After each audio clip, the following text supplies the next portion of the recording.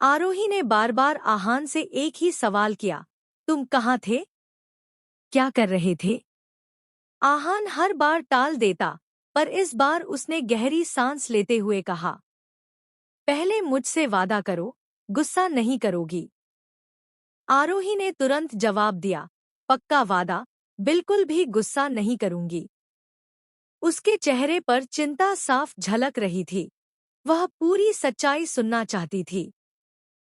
आहान ने धीमी आवाज में कहा, असल में मैं नहीं, मेरा दोस्त, उसका एक्सीडेंट हो गया था, इसलिए मैं उसे लेकर अस्पताल गया था। ये सुनते ही आरोही के चेहरे का रंग बदल गया। गुस्सा उसकी आंखों में साफ दिखाई देने लगा। वह सोचने लगी, आहान ने मुझसे झूठ क्यों बोला? अगर उसने पहले ही सच बता दिया होता तो मैं इतना परेशान नहीं होती। लेकिन उसने तो मुझे अंधेरे में रखा और मैं यहाँ उसकी चिंता में पागल हो रही थी। आहान ने धीरे धीरे से कहा, सॉरी, मैं बस तुम्हें महसूस करवाना चाहता था। ये एहसास दिलाना चाहता था कि तुम भी मुझसे प्यार करती हो। मैं देखना चाहता था कि अगर मैं ऐसा करूं तो तुम्हें फर्क पड़ता है या नहीं। लेकिन ये सुनते ही आरोही का गुस्सा फट पड़ा। उसकी आंखों में आंसू थे, लेकिन आवाज में ठहराव और नाराजगी दोनों थे। वह बोली, तुम ऐसे कैसे कर सकते हो, आहान? तुम्हें अंदाजा भी है कि मेरे ऊपर क्या बीत रही थी? मैं पागलों की तरह तुम्हारी चिंता कर रही थी। हजार तरह के ख्याल मेरे दिमाग में घूम रहे थे और तुम बस मेरा टेस्ट ले रहे थे। आरोही का दिल तेज तेज धड़क रहा था। उसने बिना रुके आगे कहा, तुम सुनना चाहते हो न वो 3 शब्द? ठीक है, सुनो, आई लव यू। हाँ, मैं तुमसे बहुत प्यार करती हूँ। अब सुन लिया ना? अब खुश हो जाओ। लेकिन प्लीज, मेहरबानी करके कभी भी ऐसा झूठ मत बोलना, क्योंकि ये खेल तुम्हारे लिए मजाक हो सकता है, पर मेरे लिए ये दिल को तोड़ने वाली बात थी। आहान ने आरोही को मनाने में कोई कसर नहीं छोड़ी। वह बार बार अपनी गलती मानता, दिल से माफी मांगता और अलग अलग तरीकों से उसे समझाने की कोशिश करता रहा। कभी प्यार से तो कभी मजाक में, लेकिन उसके हर शब्द में सच्चाई झलक रही थी। आखिरकार आरोही का दिल पिघल गया और उसने लंबी खामोशी के बाद मुस्कुराते हुए आहान को माफ कर दिया। अगले ही दिन एक नया मोड़ आ गया। आरोही अपने कमरे में अपनी मम्मी के साथ बैठी हुई थी। दोनों धीरे धीरे बातें कर रही थी, कभी हंसते हुए, कभी गंभीर होकर। बातचीत का विषय आहान पर आ गया और आरोही अपनी मम्मी को सारी बातें बता रही थी। उन्हें पता नहीं था कि दरवाजे के पीछे, पर्दे की ओट में, उनकी ही घर की सबसे नटखट और शरारती सदस्य, रूही, चुपचाप खड़ी है।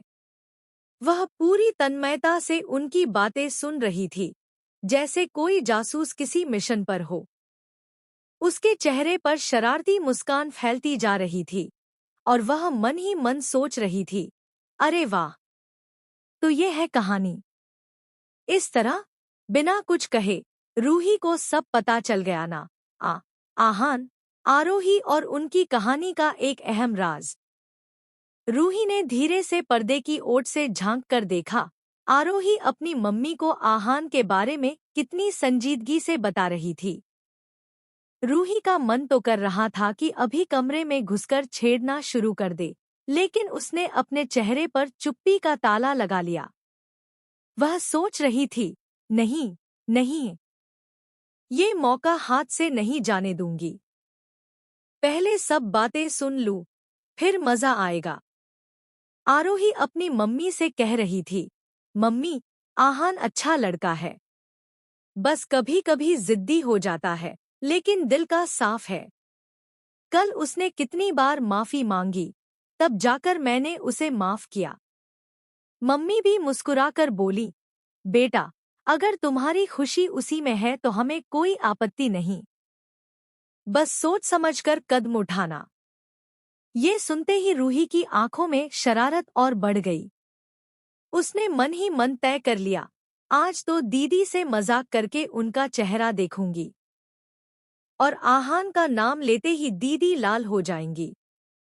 जैसे ही मम्मी कमरे से बाहर गईं, रूही चुपके से पर्दे के पीछे से निकलकर कमरे में आई और बोली, तो दीदी, आहान भैया कैसे हैं? आरोही चौंक गई, उसका चेहरा लाल हो गया। तुमने सब सुन लिया?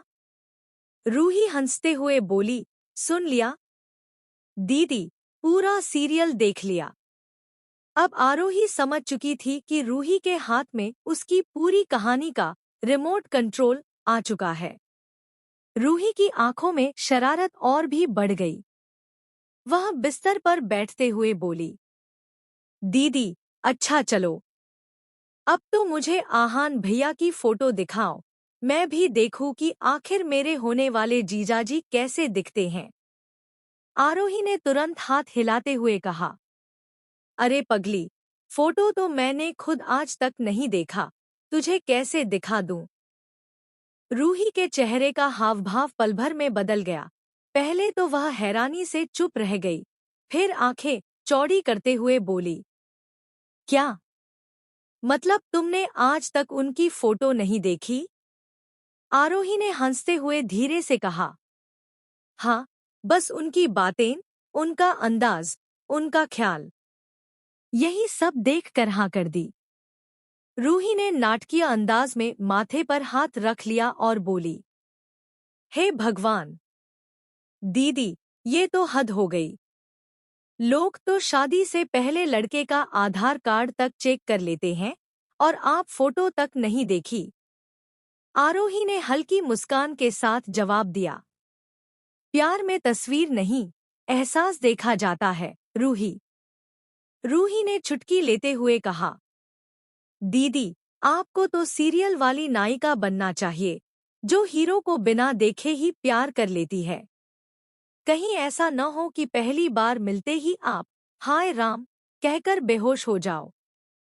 आरोही हंसते हंसते रूही पर तकिया फेंक देती है और कमरे में फिर से हंसी ठिठोली का माहौल बन जाता है। आहान से फोटो मांग ही लिया। शुरू में आहान ने साफ मना कर दिया, जैसे कोई राज छुपा रहा हो।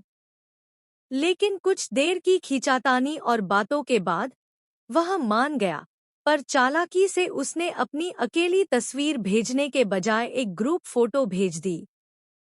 फोटो भेजते हुए आहान ने एक शरारती अंदाज में लिखा, लो, अब जरा बताओ, इनमें से मैं कौन हूँ? मानो वह यह देखना चाहता हो कि क्या आरोही सच में उसे पहचान पाएगी या नहीं। आरोही ने फोटो को जूम करके हर चेहरे को ध्यान से देखने लगी। उसके चेहरे पर हल्की सी उलझन झलक रही थी। इसी बीच उसकी मम्मी और रूही भी पास आ गईं।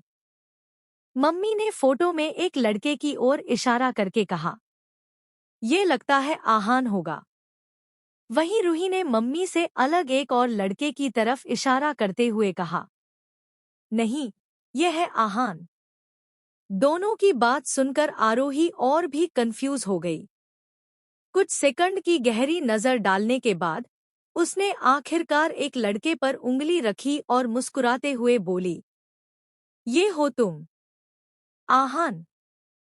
आरोही ने तुरंत वही लड़के का नाम लेकर आहान को मैसेज कर दिया। मैसेज पढ़ते ही आहान की आंखें फैल गईं। वह सचमुच चौंक गया। अरे, इसने तो सही सी पहचान लिया। दिल ही दिल में आहान को ये जानकर खुशी हुई कि इतने लोगों में से भी बिना बताए आरोही उसे पहचान सकती है। जैसे चाहे कितनी भी तस्वीरों और चेहरों की भीड़ क्यों न हो, उसके लिए आहान सिर्फ एक ही था और वह उसे बिना गलती के ढूंढ सकती थी। अनदेखी मोहब्बत, एक ऐसी कहानी जो शुरू तो हो चुकी है, पर अंजाम अभी बाकी है।